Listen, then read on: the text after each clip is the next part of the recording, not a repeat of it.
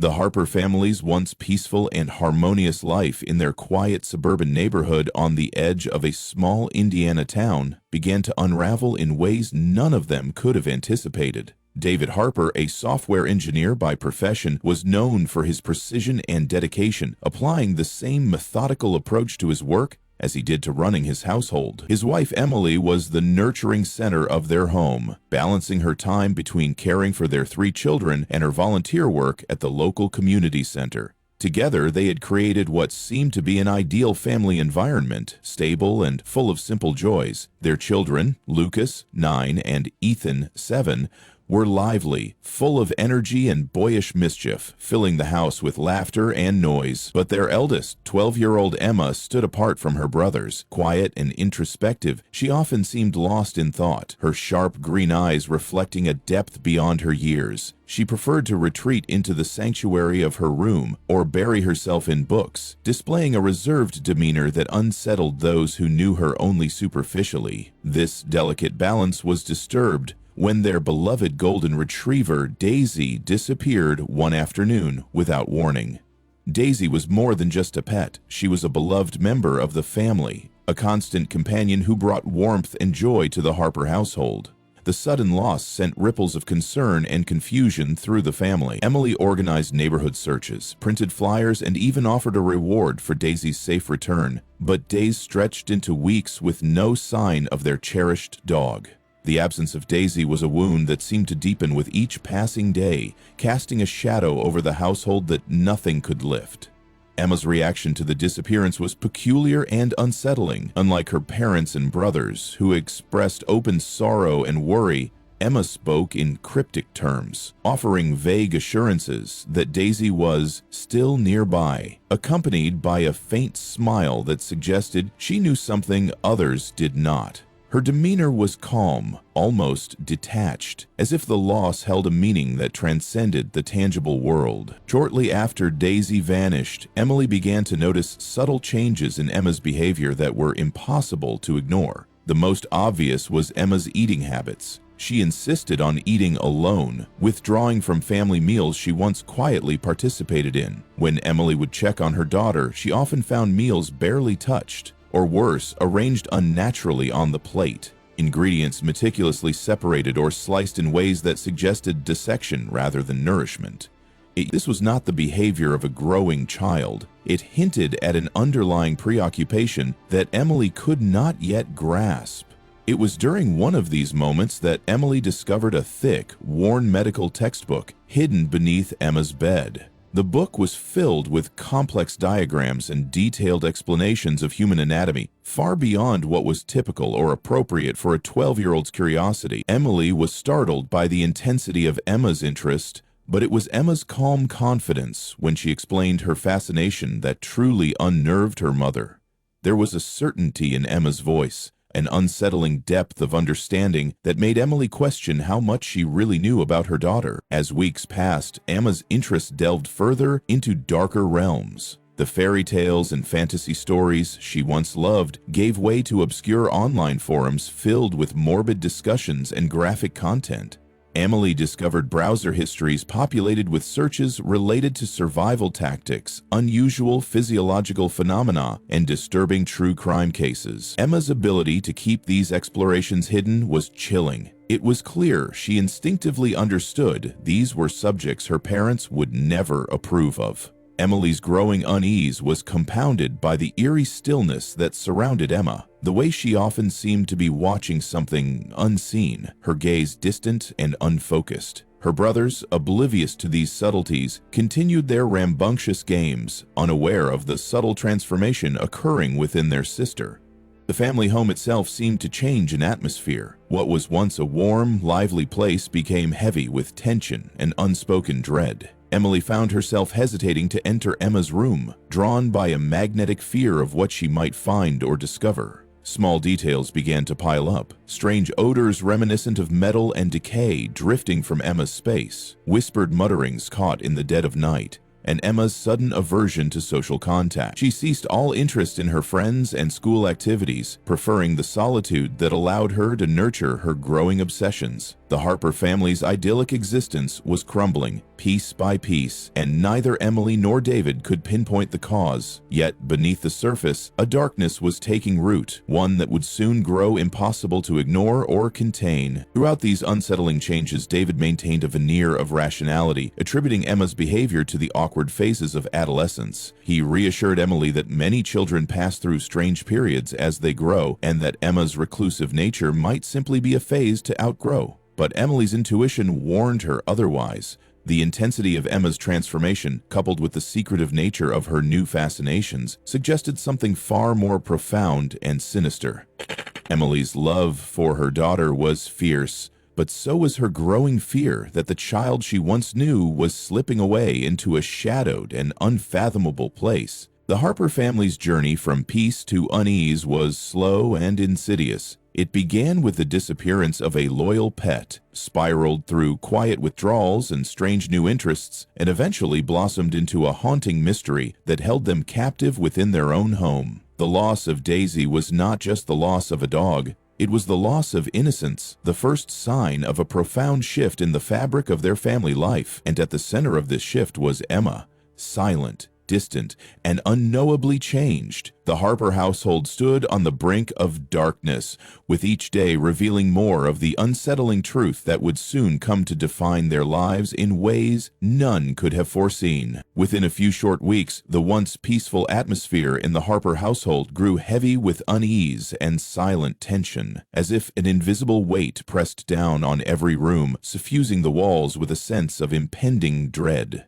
The subtle shifts in Emma's behavior became impossible to ignore, manifesting in disturbing and inexplicable ways that unsettled her family deeply. One particularly alarming incident was the sudden death of Pebbles, the family's hamster, a tiny creature that had been a source of innocent joy for the children. Lucas, ever observant and sensitive, reported seeing Emma whispering softly to Pebbles the night before its lifeless body was discovered. The image of Emma, alone and murmuring to the small cage, struck the family as odd but harmless, until the finality of Pebbles' death laid bare the sinister undertones creeping into their daily lives. When confronted with their concerns, Emma responded with a practiced sadness, her eyes clouded with an expression that was carefully crafted, yet hollow beneath its surface. It was the kind of sorrow that seemed rehearsed, lacking genuine emotion, and left her parents with a chill that settled in their bones. This hollow grief was not an isolated occurrence.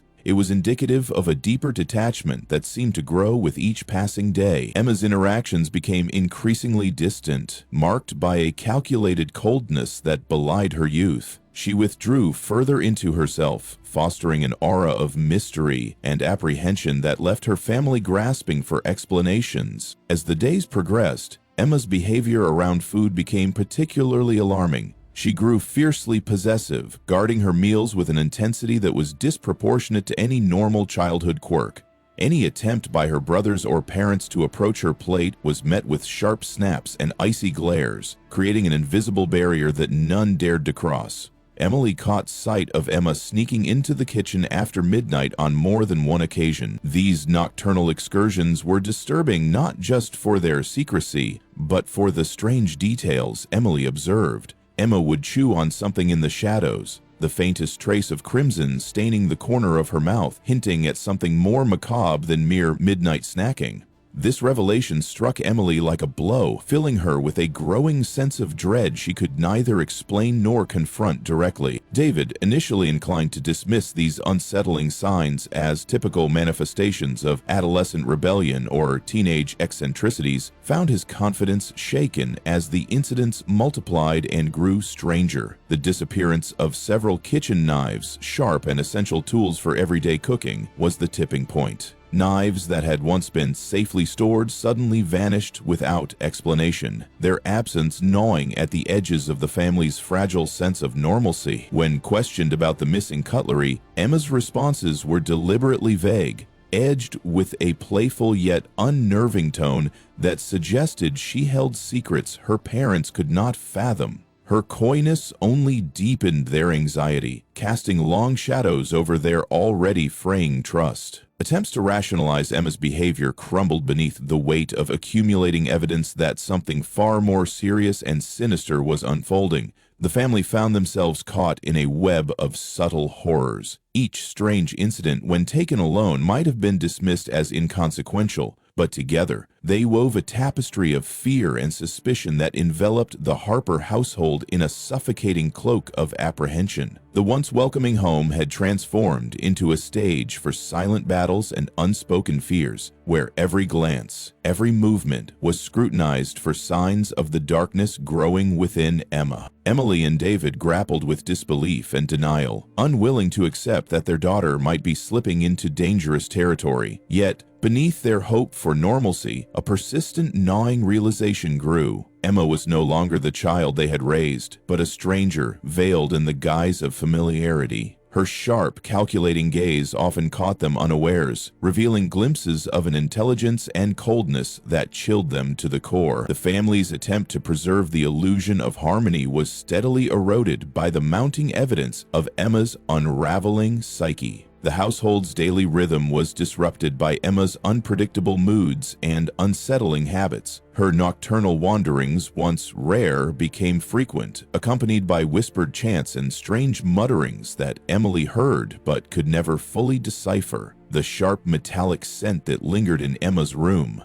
a mix of decay and something unidentifiably sharp, permeated the air. A silent alarm that Emily tried to suppress but never fully overcame. The boys, sensing the tension and fearing their sister's growing unpredictability, withdrew into their own worlds, huddling together and avoiding eye contact whenever Emma's shadow loomed nearby. David and Emily's conversations became strained, revolving around how to address a problem that defied easy solutions. They considered counseling, medical intervention, even the possibility of a temporary separation to give Emma space to heal.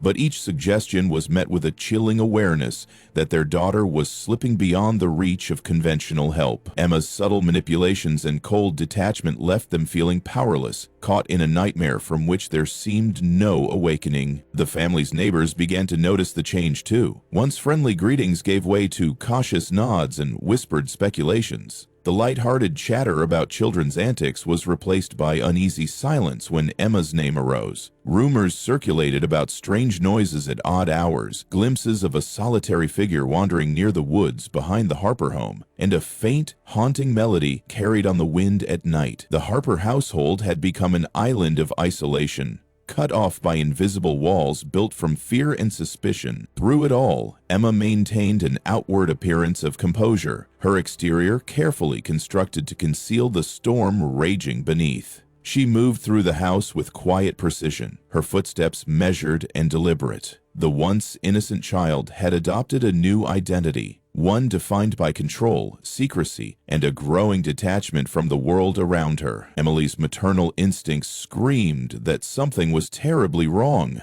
yet she found herself silenced by the fear of what that truth might mean. In this shifting landscape of uncertainty and dread, the Harpers' home ceased to be a sanctuary. It became a battleground where love and fear collided, where hope and despair wrestled for dominance. The family clung to fragments of the life they once knew, even as those fragments slipped steadily through their fingers. Each strange event, each cryptic gesture from Emma was a piece of a puzzle too dark to comprehend fully. The Harper family stood at the precipice of an abyss, facing an unknown future shaped by the disturbing transformation of the girl they once called their daughter. As the days grew shorter and shadows lengthened across the Harper home, Emma's nightly habits transformed from mere restlessness into a disturbing ritual that cast a palpable chill over the household.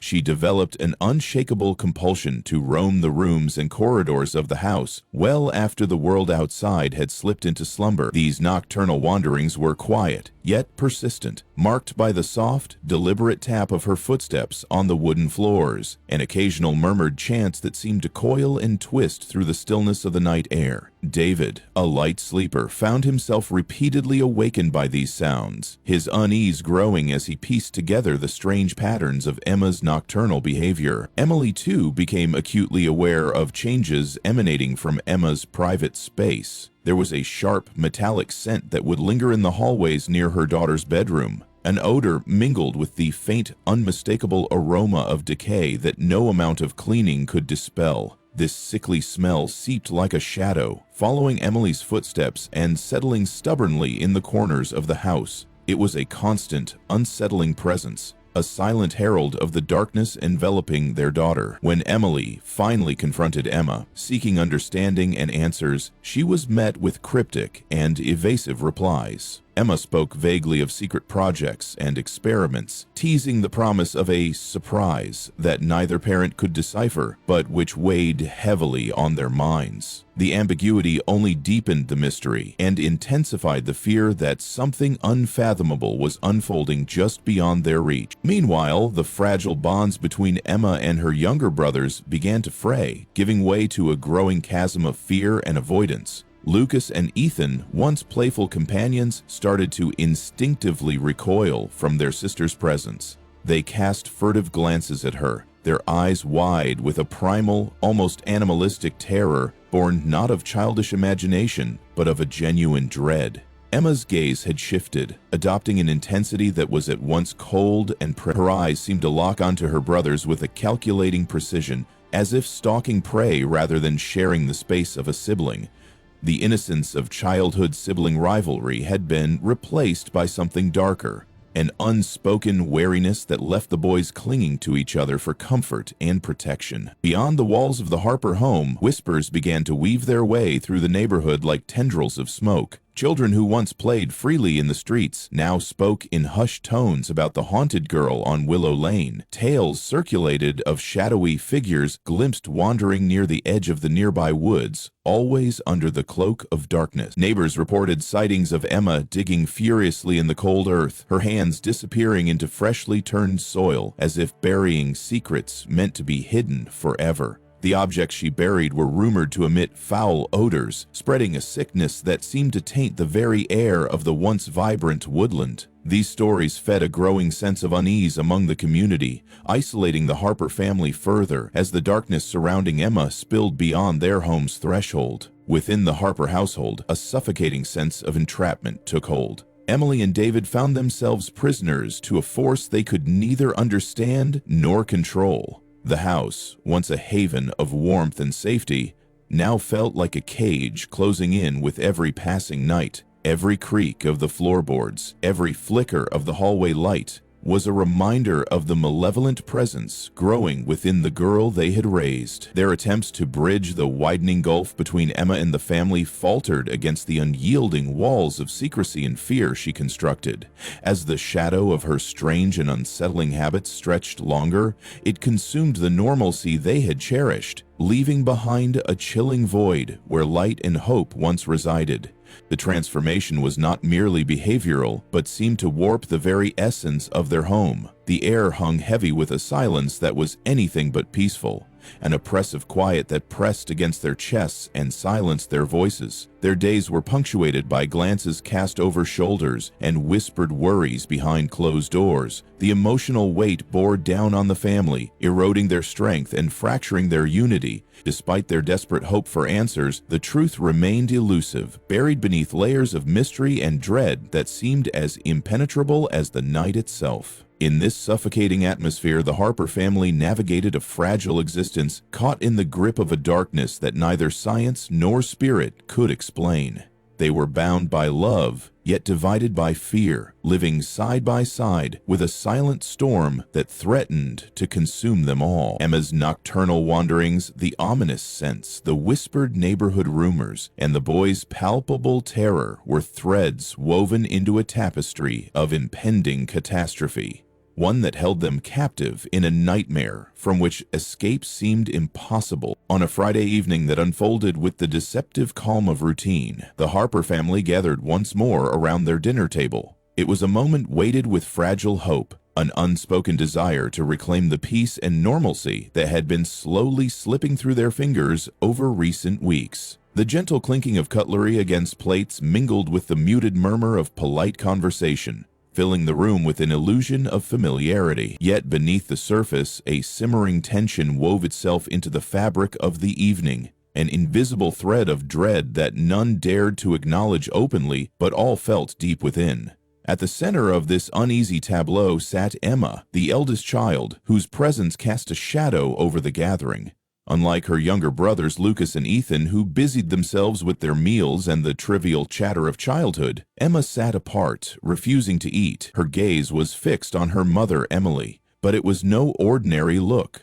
It was an unnerving, intense stare that seemed to pierce the very air, carrying a coldness that reached beyond the walls of their home and into the depths of the family's collective soul. As the meal continued, Emma's voice cut through the quiet with a strange, unsettling calm. She spoke of ancient and arcane rituals, practices from forgotten times involving the consumption of the heart of a loved one to draw upon their strength and forge bonds that could never be broken. The gravity of her words hung heavy in the room, saturating the air with a sense of foreboding. The adults exchanged cautious, uneasy glances, their faces taut with apprehension. The boys, too young to grasp the full meaning but perceptive enough to sense the danger, shrank slightly in their seats, their small bodies tense with a fear that was primal and instinctual. The family meal, once a sanctuary of warmth and connection, had become a crucible of silence and dread, as if the fading daylight had drawn long shadows that threatened to swallow the fragile light completely. When night finally descended and the house succumbed to darkness and stillness, Emma's transformation from the silent observer at the table to a figure of relentless menace became terrifyingly clear. She slipped from her room like a specter, moving with deliberate, measured steps, each one resonating with cold precision. Armed with knives stolen from the kitchen, blades she had hidden and carefully preserved, she traversed the shadowed corridors with the purpose and patience of a predator stalking its prey. The oppressive silence was broken only by the soft, rhythmic sound of her footsteps as she closed in on her first target, Ethan.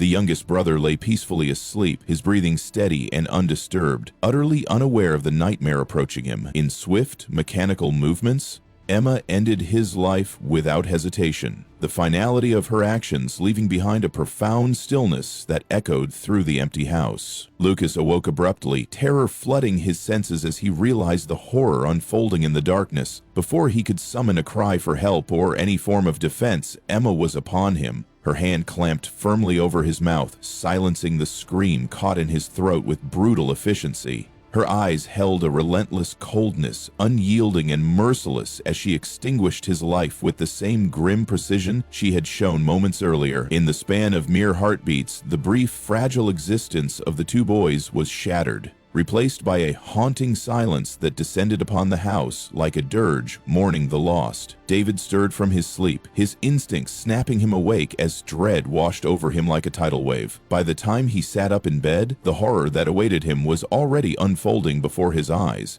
Emma stood at the foot of his bed, her grip unyielding and her strength unnerving for one so young. In a swift and merciless motion, she ended his life, his body going limp beneath her grasp. The sounds of the commotion roused Emily, who arrived just in time to witness the scene. The bloodied figure of her daughter, illuminated by dim moonlight filtering through the curtains. The visage before her was unrecognizable, transformed from the child she had known into something otherworldly and terrifying. Frozen in shock and terror, Emily's mind struggled to comprehend the incomprehensible. The chilling realization settled upon her like a suffocating shroud. The girl she had raised no longer existed. In her place stood an entity consumed by darkness and malevolence beyond human understanding. Emma's movements thereafter were methodical, devoid of haste but charged with a chilling determination that bespoke a mind severed from empathy or remorse. She moved through the rooms of the house with measured, unerring steps, leaving behind a trail of devastation that obliterated any remaining semblance of family or sanctuary. Each act was deliberate and precise, executed with the clinical efficiency of a force divorced from emotion or conscience. The Harper home, once alive with laughter and the warmth of familial bonds, was transformed into a silent mausoleum of tragedy and despair, the air heavy with the weight of irrevocable loss and shattered dreams. In the aftermath, Emma stepped into a shadowed new chapter of her existence, a transformation that marked the violent end of innocence and the birth of something far darker and more sinister. The girl who had once been a daughter, a sister, a child filled with potential and promise, had become a harbinger of death and despair. her soul shrouded in a darkness that defied comprehension or hope. The quiet Friday evening, so ordinary in its beginning, was forever shattered beneath the crushing weight of horror, altering the very fabric of the Harper family and leaving behind a haunting legacy of fear, sorrow, and the chilling question of what darkness can dwell within even the most familiar faces. In the grim aftermath of the catastrophic tragedy that tore through the Harper family, Emma stepped into the role of the grieving survivor with a disturbing precision that unsettled those who witnessed it. Every tear she shed seemed calculated, every tremor in her voice carefully modulated to evoke sympathy and disbelief from the authorities and onlookers alike. Her account of the horrific night was delivered with a composed fragility, a performance so convincing that few could have suspected the truth lurking beneath. To the outside world, Emma was the innocent child, left shattered and alone amidst an unspeakable nightmare, a figure deserving of compassion and protection. Yet beneath this painstakingly crafted facade, subtle inconsistencies and shadows flickered, unnoticed by most, but not by Detective Nolan Carter, the lead investigator assigned to unravel the mystery behind the carnage. Detective Carter was no stranger to the intricacies of human behavior or the deceptive veneers that people present when hiding darker truths. From the moment he first encountered Emma, an uneasy suspicion nagged at him. His instincts, honed through years of experience, urged him to look beyond her surface performance. The crime scene itself only deepened his doubts. The Harper home was scarred by chaos. Furniture overturned, walls marred by struggle, and an eerie silence that spoke of lives abruptly extinguished. Amidst this turmoil, Emma's personal quarters stood in stark contrast. Her belongings were arranged with meticulous care, each item precisely placed, as if untouched by the horrors that had ravaged the rest of the household. This unnerving order suggested a mind capable of compartmentalizing and controlling, even amidst extreme trauma, a maturity beyond her tender years that unsettled Carter deeply. Among the items recovered from Emma's room were numerous notebooks filled with sketches that revealed a disturbing obsession. These were not childish drawings or idle scribbles, but detailed anatomical studies, bones, muscles, and internal organs rendered with unsettling accuracy. Interspersed within these clinical illustrations were haunting images of her family members, their faces contorted in expressions of terror and despair. These drawings hinted at a psyche fixated on mortality and perhaps even premeditation. Carter observed that the sketches appeared less as innocent curiosity and more as a dark blueprint, a window into a twisted inner world where violence and control intertwined. Further evidence emerged through neighborhood security footage. A grainy video captured Emma in the hours before the murders, walking calmly down the street, carrying a bulky, wrapped object cradled carefully in her arms. The footage tracked her as she disappeared into the dense woods near the Harper property, reappearing an hour later with empty hands. A search of the forest uncovered the hidden cache, several kitchen knives matching those missing from the Harper home. Their blades were wiped clean, but their origin was unmistakable. Alongside the knives lay a weathered family photograph, showing Emma standing slightly apart from her kin, a faint, unreadable expression etched upon her lips. This discovery painted a grim picture of planning and preparation, yet it remained a puzzle without direct proof conclusively tying Emma to the act. Perhaps the most damning evidence was concealed within Emma's diary. What initially seemed to be innocent musings hid a secret compartment of faint pencil entries revealing a sinister narrative. These writings chronicled a growing resentment toward her family, a desire for control, and chillingly detailed plans for the night that irrevocably altered their lives. The tone was detached and clinical, betraying an emotional distance both unnatural and frightening. The diary laid bare the workings of a mind methodically plotting devastation, embracing darkness with a cold precision that far exceeded what one might expect from a child of her age. Despite the weight of these discoveries, the case was mired in uncertainty. The absence of irrefutable forensic evidence or a confession left the investigation on tenuous ground. The legal standards for conviction could not be met, forcing authorities to classify the matter as an unsolved tragedy. Following the court's decision, Emma was placed in the custody of distant relatives, her guardianship transferred under stringent supervision. The community observed this transition with a mixture of relief and lingering unease, as the girl who had survived such horror continued her life behind a veil of watchful oversight. Detective Carter's doubts persisted, unresolved and haunting. He remained convinced that beneath Emma's carefully maintained innocence lay a profound darkness that no external monitoring could fully contain. The orderly notebooks, the secretive nighttime excursions, and the disturbing hidden writings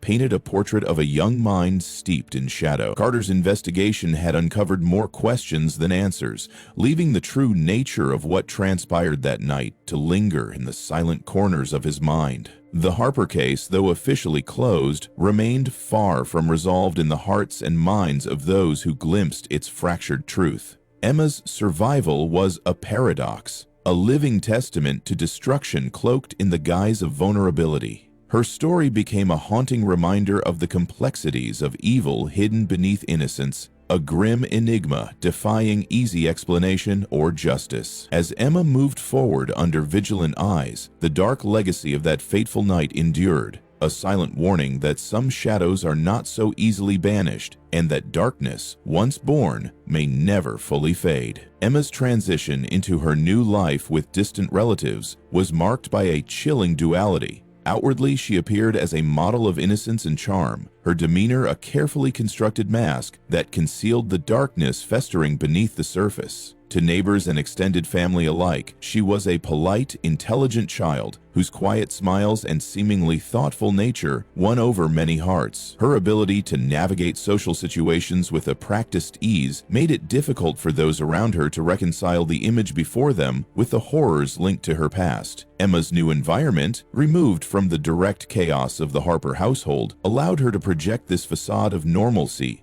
Yet beneath this veneer, unsettling behaviors persisted, hinting that the shadows of her true nature had not been diminished. Late at night, when the house settled into silence, faint strains of a haunting melody would drift through the hallways, Emma's soft, rhythmic humming echoing like a spectral presence, haunting the corners of her relative's home. This eerie ritual was observed by those who dared to stay awake long enough, an unsettling reminder of the hidden unrest that simmered within her. Her silent watchfulness was equally disconcerting. She would often be found standing motionless in shadowed alcoves or dimly lit rooms, her eyes gleaming with an unsettling intensity, as though perceiving realities invisible to others. These moments of quiet vigilance created an atmosphere thick with tension, a silent testament to the unrepentant darkness she carried, even as her outward persona maintained the illusion of a harmless child. Detective Nolan Carter, who had dedicated himself to unraveling the mysteries of the Harper case, found no reprieve in Emma's relocation.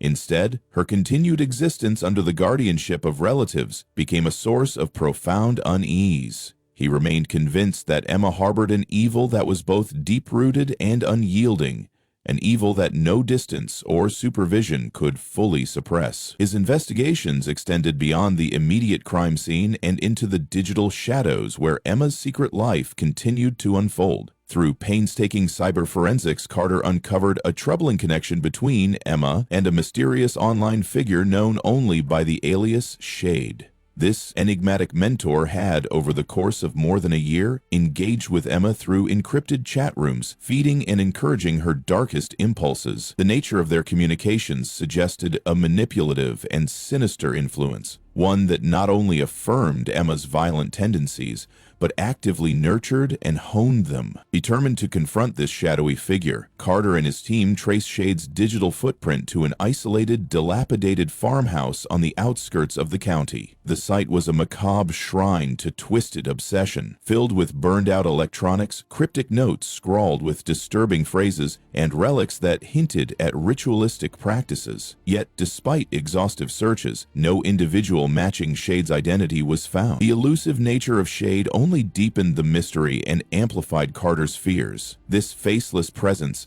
operating from the shadows, had infiltrated the life of a child already consumed by darkness, leaving open the terrifying possibility that others might similarly fall under such malevolent tutelage. With a heavy heart, Carter cautioned Emma's relatives to maintain constant vigilance. He urged them to watch for signs of resurgence in her troubling behaviors, knowing that the darkness she embodied was neither contained nor defeated by mere physical relocation. His warnings were met with a mixture of disbelief, fear, and sorrow. The family struggled to reconcile the innocent girl they saw daily with the warnings of a detective who understood the depths of her nature. The official closure of the case did little to quell the sense of foreboding that lingered in the community and within Carter himself. The Harper case became a haunting example of the complexities and dangers posed by concealed malevolence. How evil can wear a mask of innocence, manipulate those around it, and thrive in the digital age, where unseen predators like Shade wield influence with devastating effect.